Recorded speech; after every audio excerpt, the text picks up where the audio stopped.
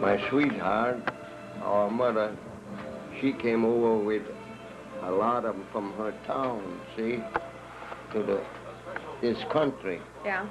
But she didn't go with the rest. They all went to Syracuse right away, but she stayed in New York, see.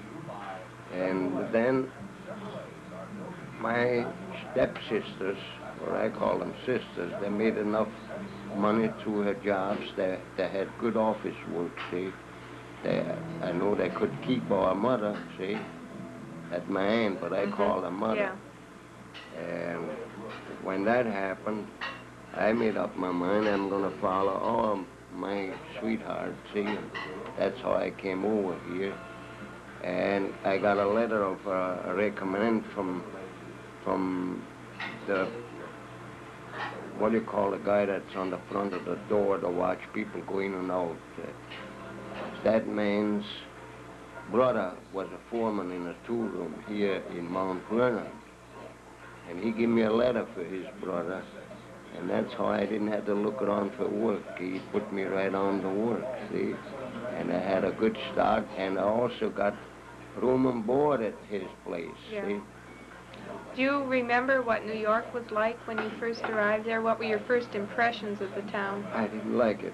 Why is that?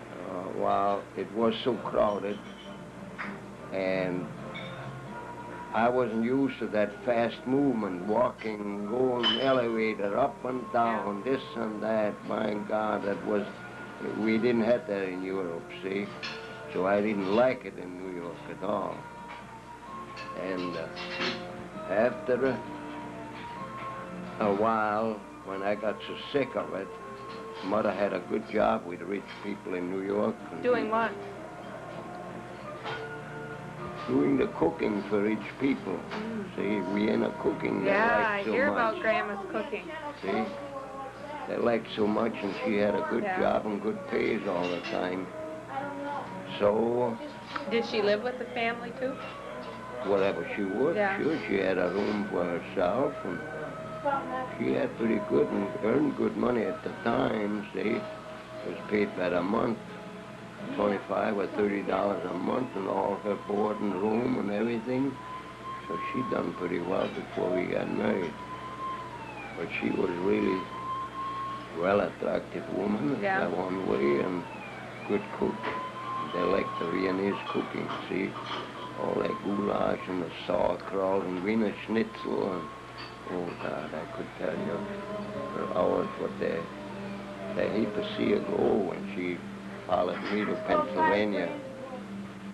Hazleton first, and then we went to Pittston, and were there a while, and then we came back to Syracuse again because a friend of Mother's went to school with her, wrote us, come on back to Syracuse, you're all alone up here in Hazleton in Pennsylvania. So I let Mother take the lead. I said, if you want to go back, let's go back. And then I was there only about maybe a year and a half. And there was a big ad in the paper for tool makers and tool designers, motor assemblers for General Motors in Saginaw, Michigan. And I said, Ma, this is a good chance to start out. Why not take a chance on that? And I talked her into it. So I went to the hotel where that representative for the General Motors was in a hotel in Syracuse, see, to hire his people. And thank God he took me right on, got all expenses and moving and everything rolled up. And Dad was a little boy then, just a baby then. He was raised, he must have been only about a year and a half old, see, forgot now. He was born in Syracuse though, see. And then did you settle in Bridgeport right away?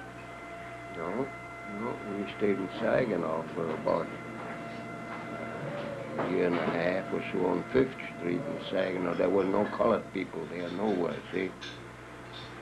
Only Germans. And there were real Germans on 8th Street where we were, where we owned a house on 8th Street. That's there yet. I could show you the old house. And how was it then? How did I leave that? plant in Saginaw, Was that Eaton or a GM plant? GM plant. Eaton came afterwards where I got to be general foreman too. I got to Eaton because the general manager of the Saginaw plant was manager at the Buick then at the tool room at number 17.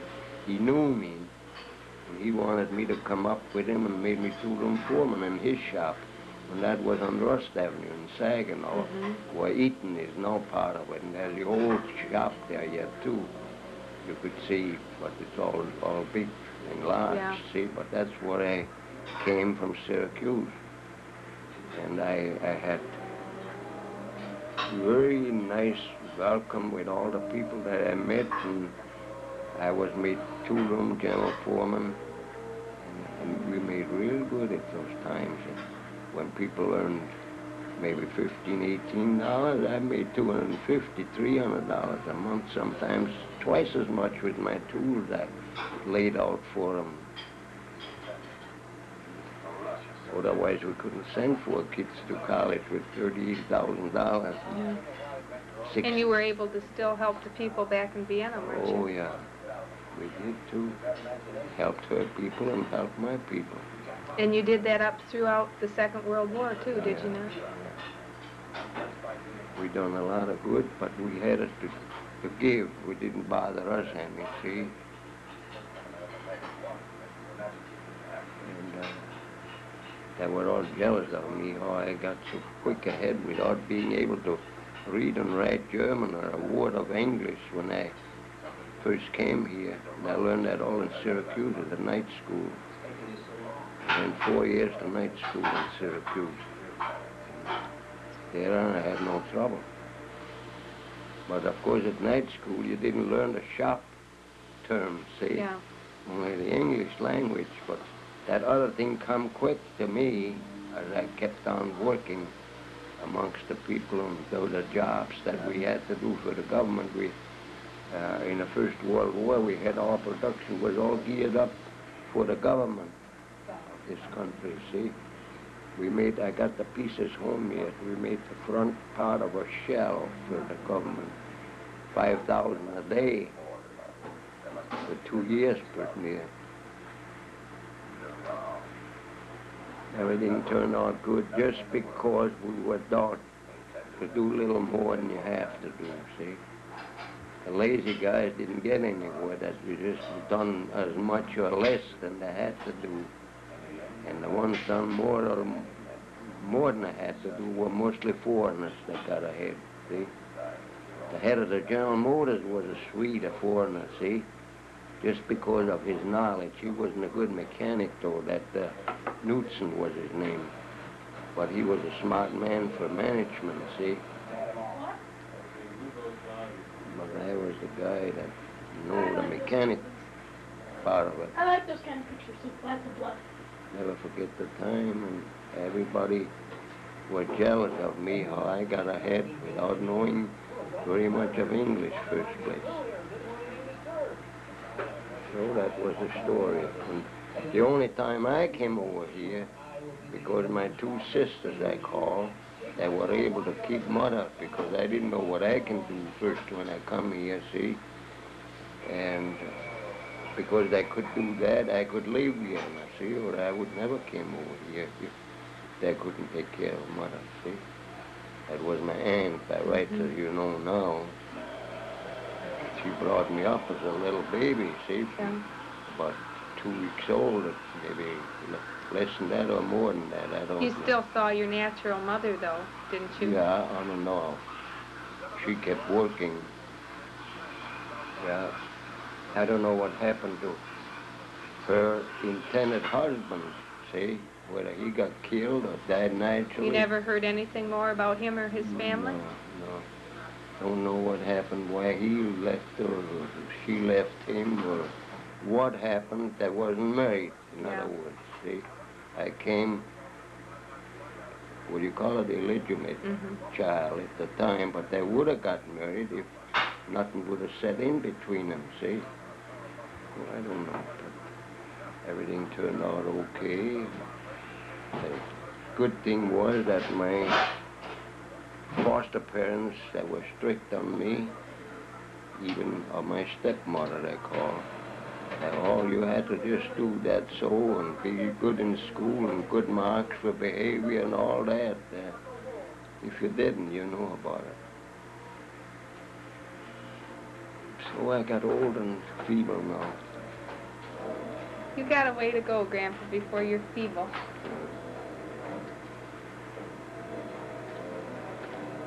But I'm proud of my folks. They were all ambitious, see, and wanted the kids to be the same way. And there was only 3 of us, 2 girls and me. See, there was not many of them. Just two stepsisters, I call them sisters. Anna and Louise. And your sisters went to night school also? What did you say, secretarial work or bookkeeping and things? Yeah, but I forgot now. I don't think they ever come over here, see? But they were bookkeepers in Vienna, though, see? They went to the night college there and got the education. Both of them worked for a big mining concern out of England.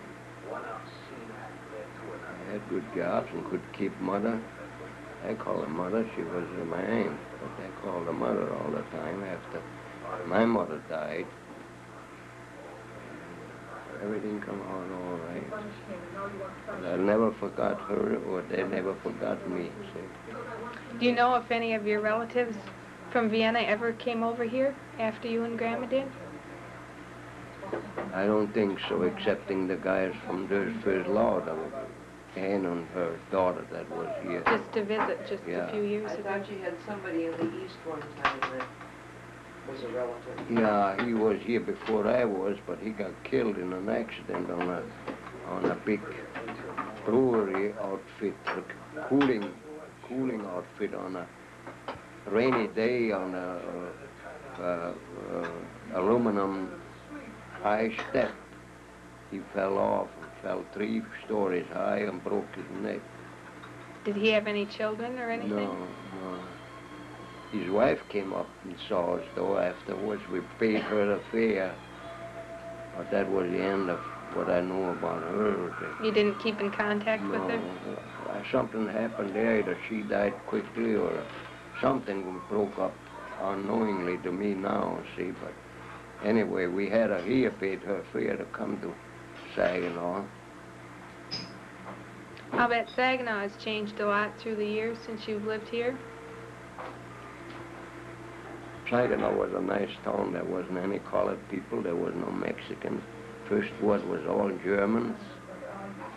Beautiful city to live. Now you go in the first ward, there's all colored people now. Mexicans, whatnot. I used to always love Saginaw. How did it happen that you left Saginaw and moved out to Bridgeport? That's a little story. We went to the church one Sunday, and after the church, I says to Ma, let's go out to Frankenmuth. We know about the German town Frankenmuth already, and I had a Model T Ford car. I says, Ma, let's go and get a dinner out at Frankenmuth, see? And so we went, and I didn't look around, but Mother seen a sign on a big alum tree that was a stump there for a long, long time, but it's all tore down on the corner stand oil station. But there was a alum tree about that big. There was a sign on there for sale. And Mother spied that sign, and she says, Pa, don't you want to go in that little town there and buy that corner there? There is an ice cream parlor and the station for the interurban railroad. She says, why not let's go out there and go out in the country? I say, I had the big job then. I was general foreman over a big shop that was the forerunner of Eaton. Well, I says, Ma, I always let her have her ways if I could. I says, Ma, if you want to go move out to Bridgeport, look into it. I says, I won't, but you can if you want to. And so she hunted up who owns the corner, And that farm, that was two people that owned it, Kraus and Futarish. That was a Polish name, had the big store in Bridgeport at the time. The two of them owned the corner. So she went and saw them, and they agreed they want to sell, see? And that's how it came that we bought that corner first. Then we moved to Bridgeport in the old house by the cemetery. I think that's tore down now or burned down. I don't know what happened to it. Not very long ago, only a year or two ago. And then we came out to Bridgeport, and we were in Bridgeport quite a while and liked it. And Mother had a good trade in that waiting room, see? Restaurant and ice cream parlor, selling the tickets. That was on your corner? Made where the gas station is now. Made money out of the ticket sale and everything. We done real well, and I had a good job already then in the shop as general foreman. That's how we went. And then how did it happen that you got the general store on the corner, the other corner? That was for sale, as we had Mother made a grocery store out of that waiting room too, see? And the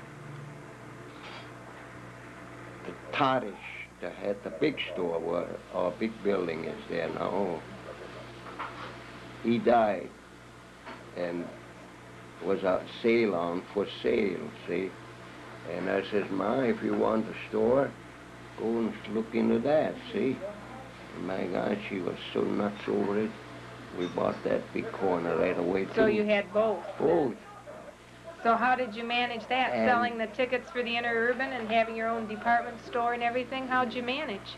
Well, she happened to have two girls that was brought up by our mother first in her one store, see, worked for her all the time.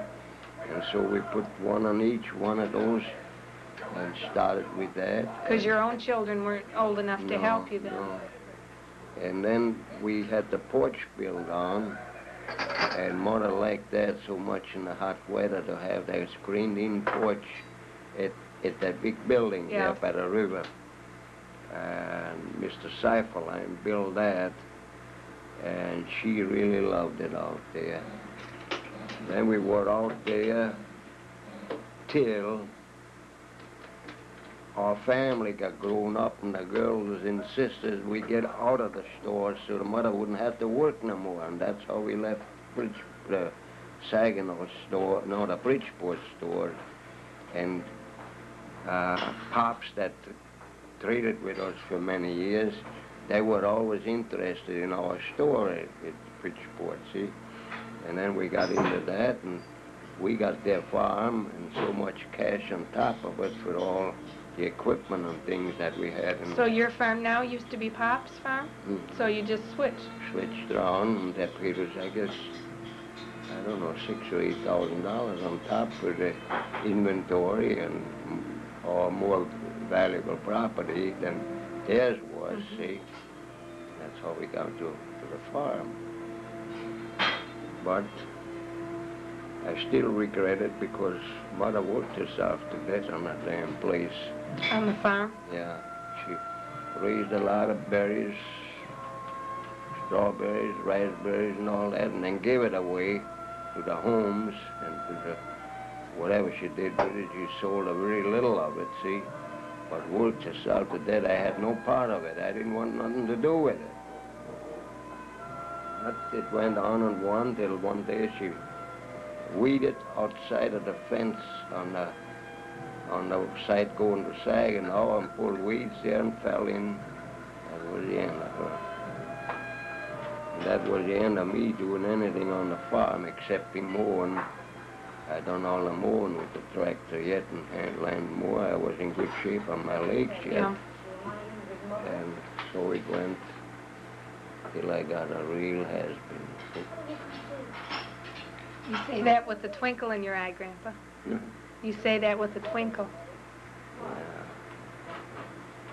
Unbelievable, but true.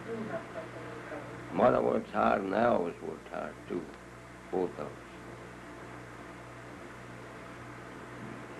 was lucky in the shops. I was always on top, right? Because the owner of the Saginaw shop was manager at the Buick, and he got me over here to his shop, see? That's how I really come to Saginaw, or I would have stayed in Flint.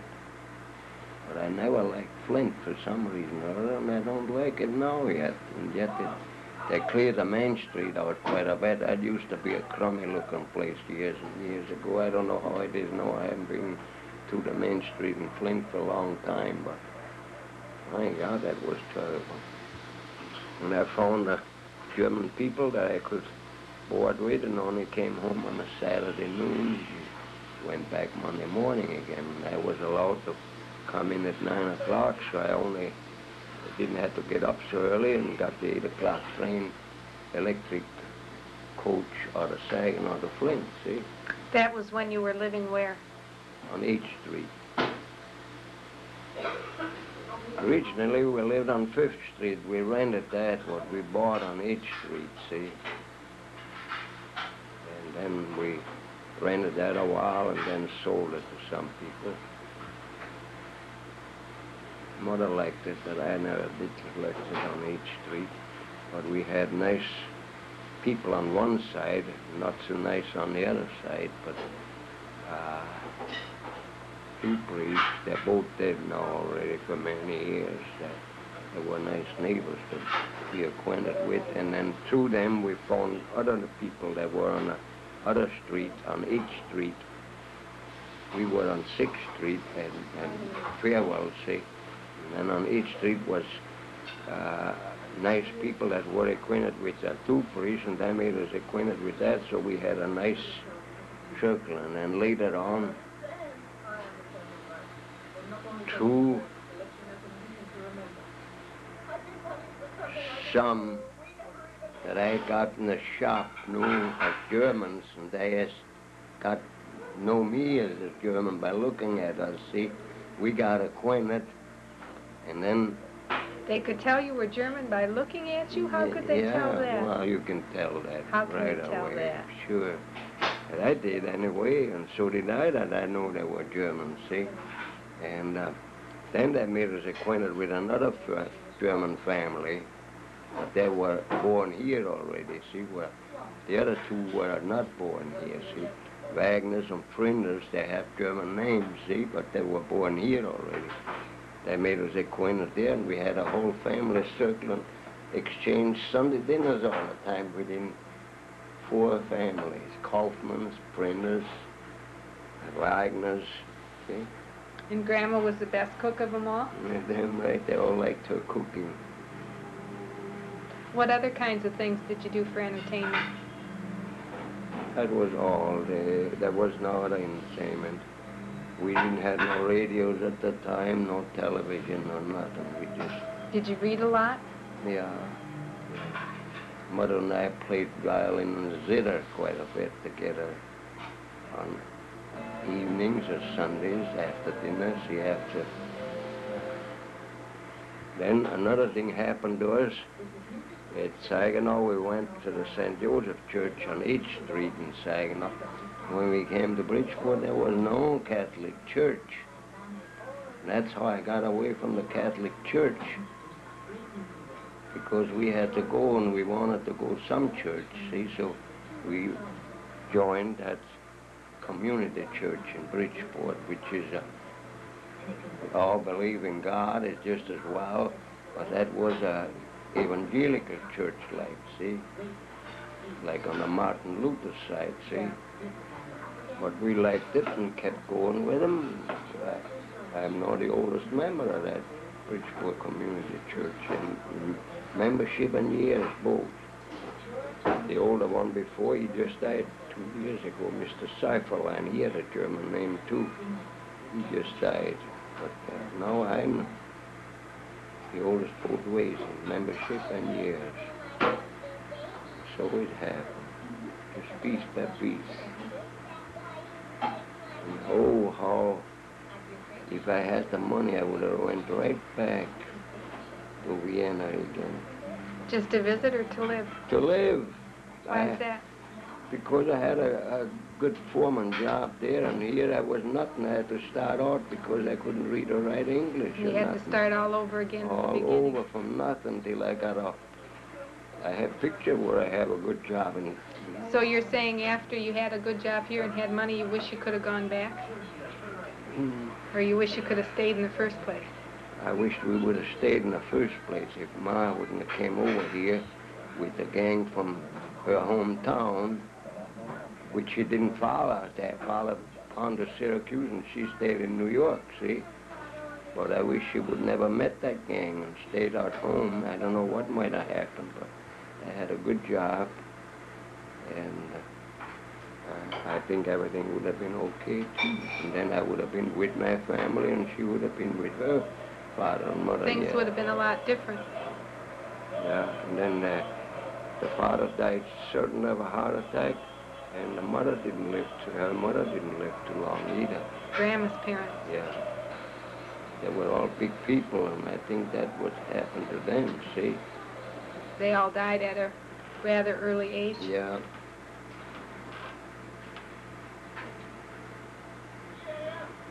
My sisters and all that, they all went, and I had quite a correspondence with them till the last end of it. Then I didn't hear no more from anybody. See?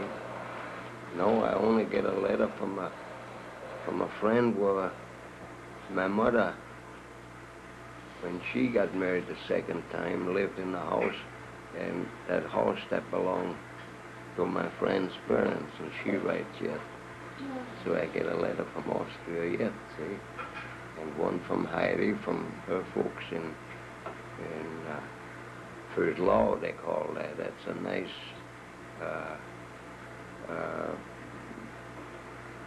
suburb?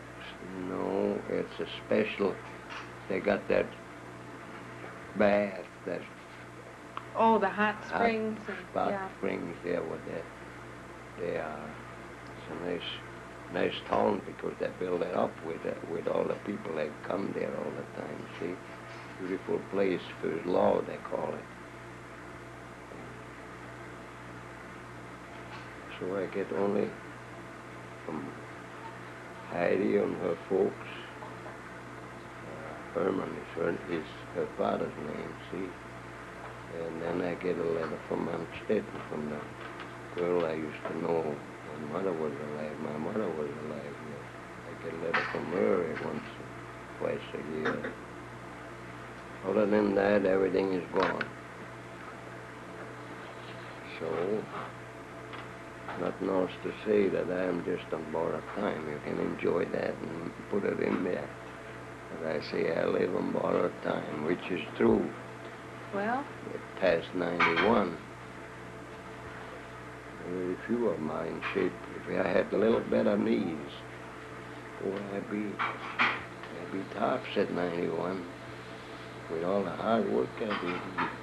After I quit the shops, I worked 10, 15 hours every day, 7 days a week in my own place.